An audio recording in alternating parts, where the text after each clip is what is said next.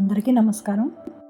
ఈరోజు వీడియోలో పక్కా కొలతలతోటి మెత్తని ఇడ్లీలు ఎలా చేసుకోవాలో చూపిస్తున్నాను. ఈ ఇడ్లీలు చల్లారిపోయినా కూడా మెత్తగా ఉంటాయండి, అస్సలు గట్టిపడవు. ఈ ఇడ్లీ పిండికి కొలతలు కొద్దిగా వేరుగా ఉంటాయి, మీరు ట్రై చేసి చూడండి. ముందుగా ఒక గ్లాసు మినపగుళ్ళు తీసుకోవాలండి. నేను డబుల్ హార్స్ మినపగుళ్ళు తీసుకున్నాను.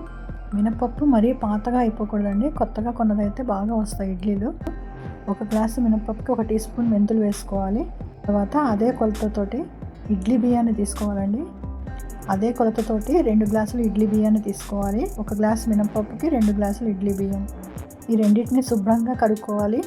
ఒక 3-4 సార్లు కడిగాక 4 నుంచి 6 గంటల పాటు వీటిని నాననివ్వాలి. మనం నీళ్లు పోసాక పప్పు బియ్యం ఇలా క్లియర్గా కనబడేటట్టుగా కడుక్కోవాలి.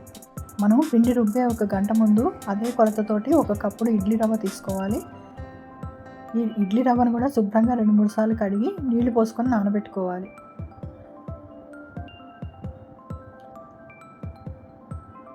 తర్వాత అదే కొలతతోటి 1 అరకప్పు అటుకులు తీసుకోవాలి. నేను కొద్దిగా లావు అటుకులే తీసుకున్నాను, మీ దగ్గర ఏ అటుకులు ఉంటే ఆ అటుకులు వేసుకోవచ్చు. ఇది ఎండాకాలమే కాబట్టి నేను పప్పు బియ్యం ఒక 4 గంటల పాటు నానబెట్టుకున్నాను. ముందుగా ఈ మినపప్పుని మిక్సీలో వేసుకొని రుబ్బుకోవాలి. దీనికి కరెక్ట్గా నేను 1 గ్లాసు నీళ్లు తీసుకున్నానండి. ఈ నీళ్లు కొద్దిగా పోసుకుంటూ రుబ్బుకోవాలి.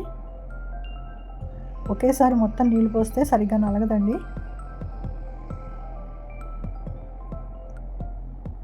ఈ పప్పుని మధ్య మధ్యలో ఆపుతూ రుబ్బుతూ ఉంటే వేడెక్కకుండా ఉంటుంది. 1 కప్పు మినపప్పుకి 1 గ్లాసు నీళ్లు తీసుకున్నాను. ఒకవేళ మనం పిండి రుబ్బేటప్పుడు మిక్సీ వేడెక్కితే ఒక 2 నిమిషాలు ఆపేసి మళ్ళీ ఆన్ చేసుకోండి. ఈ పప్పు చాలా మెత్తగా రుబ్బాలి. ఈ పప్పు రుబ్బడానికి నాకు 20 నిమిషాలు పట్టింది. ఈ రుబ్బిన పిండిని మనం గిన్నెలోకి తీసుకోవాలి. ఇప్పుడు అదే మిక్సీలో నీళ్లు తీసేసి మనం బియ్యం కూడా రుబ్బుకోవాలి. ఈ బియ్యం రుబ్బడానికి నేను 1/2 గ్లాసు నీళ్లు తీసుకున్నాను. తర్వాత ఇందులోనే అటుకులు కూడా నీళ్లు పిండేసి బియ్యంతో కలుపుకొని రుబ్బుకోవాలి. ఈ బియ్యం రుబ్బేటప్పుడు కూడా కొద్దిగా నీళ్లు పోసుకుంటూ రుబ్బుకోవాలి. ఈ బియ్యం రుబ్బేటప్పుడు మరీ మెత్తగా రుబ్బుకోకూడదు, కొంచెం బరగ్గా రుబ్బుకోవాలి. ఇలా వేళ్ల మధ్య కొద్దిగా మనకి తగులుతూ ఉండాలి. మొత్తం 1.5 గ్లాసున్నర నీళ్లు వాడానండి. మినపప్పు రుబ్బేటప్పుడు 1 గ్లాసు, బియ్యం రుబ్బేటప్పుడు 1/2 గ్లాసు నీళ్లు తీసుకున్నాను. ఇంకా ఎక్స్ట్రాగా ఏ నీళ్లు కలపక్కర్లేదండి. ఇప్పుడు మనం నానబెట్టుకున్న రవ్వలో నుంచి కూడా నీళ్ళంతా బాగా పిండేసి ఈ పిండిలో కలుపుకోవాలి. ఒకసారి మొత్తం అన్ని కలిసేట్టు కలుపుకొని చేత్తోటి ఒక 5 నిమిషాల పాటు బాగా కలుపుకోవాలి. ఇలా చేత్తో కలుపుకోవడం వల్ల పిండి కొంచెం తేలికపడి బాగా పొంగుతుంది. ఇప్పుడు గిన్నెకి గాలి తగలకుండా మూత పెట్టుకొని పులియడానికి ఒక 8 గంటల పాటు పక్కన పెట్టుకోవాలి. 8 గంటలు అయిపోయిందండి, పిండి బాగా పొంగింది. ఇప్పుడు గరిటెతోటి మెల్లగా ఒకే డైరెక్షన్లో కలుపుకోవాలి.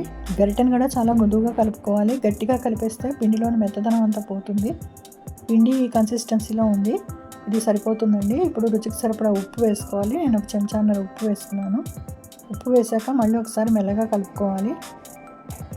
ఇంకా ఇడ్లీలు వేయడానికి పిండి రెడీ అయిపోయింది. ఇప్పుడు ఇడ్లీ ప్లేట్లలో ఇలా ఒక పల్చటి తెల్లటి బట్ట వేసుకున్నాను. ఇది లేకపోయినా పర్వాలేదండి, ఇలా వేసుకుంటే చాలా మెత్తగా వస్తాయి. ఇప్పుడు అన్నిట్లోనూ ఇడ్లీ పిండి కొద్దిగా నింపుకోవాలి. మరి పిండి కూడా ఎక్కువగా నింపేయకూడదు. మనం ఇడ్లీ ప్లేట్లలో వేసుకునే ముందే స్టీమర్లో నీళ్లు మరిగించుకొని పెట్టుకోవాలి. నీళ్లు మరిగాకనే ఇడ్లీ ప్లేట్ పెట్టుకోవాలండి. ముందే పెడితే మటుకు ఇడ్లీలు గట్టిగా వస్తాయి. ఈ ఇడ్లీలు ఒక 12 నిమిషాల పాటు స్టీమ్ మీద ఉడికించాను. స్టవ్ని హై ఫ్లేమ్లోనే పెట్టి ఉడికించాను. ఒకవేళ క్లాత్కి ఇడ్లీలు అంటుకుంటే మటుకు వెనక్కి తిప్పాక నీళ్లు జల్లాలండి. నీళ్లు జల్లితే చాలా సులువుగా వచ్చేస్తాయి. చూడండి, మెత్తటి ఇడ్లీలు రెడీ అయిపోయాయి. వచ్చి టిఫిన్ సెంటర్లో చేసిన ఇడ్లీలాగే వస్తాయి. ఇడ్లీలు మంచి పొడి ఇంకా చట్నీతో తింటే చాలా బాగుంటుంది. మీరు ఈ కొలతల ప్రకారం ట్రై చేసి చూడండి. ఈ ఇడ్లీలు అచ్చు స్పాంజ్ లాగా ఉంటాయి. ఈ వీడియో కనుక మీకు ఉపయోగపడితే లైక్ చేసి హైప్ చేసి మీ వాళ్ళందరికీ షేర్ చేయండి. మన ఛానల్ కూడా సబ్స్క్రైబ్ చేసుకోండి. Thanks for watching.